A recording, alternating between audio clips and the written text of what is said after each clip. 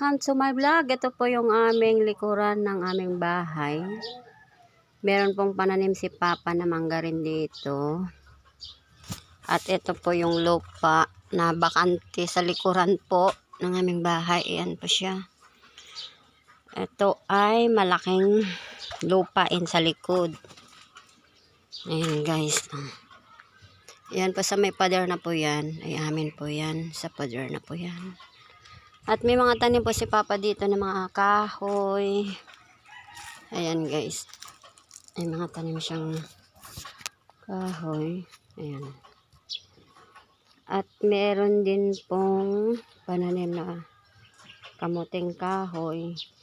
Ito po yung aming bakuran sa likod. Ayan guys.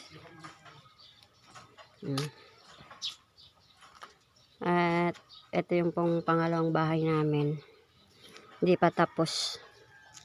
Ito ay bahay ng aming kapatid na bunso. Yan po, yung bahay ng aming kapatid na bunso.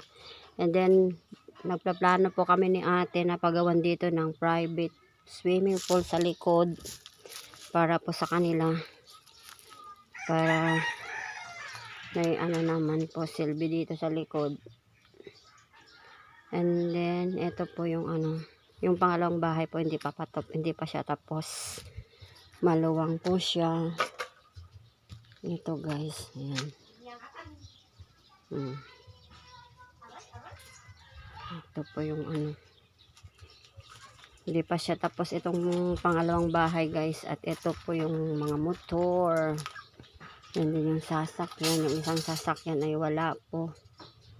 Ginamit nila ate na pumunta ng cordon. Yan guys. Ito po yung likuran namin. Ito guys. Tapos ito guys, may plano din po kaming palagyan dito ng kantin dito sa banda na rito para ilipat yung kantina ni mama. At para mas magiging maluwang siya. Yan. Gagawan siya ng kantina dito sa malapit sa daan. Ito yung mga tanim ni Papa guys. May mga inyog. Ayan.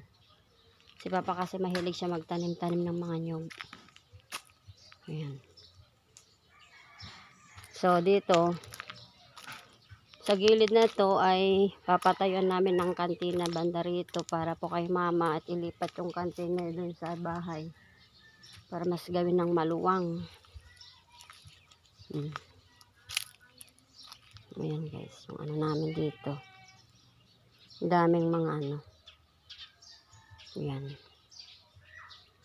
Ito po ang ano namin. Likuran ng aming bahay.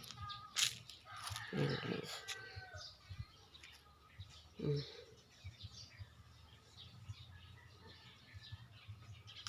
Dito po, yan kalawak po ang aming lupain dito.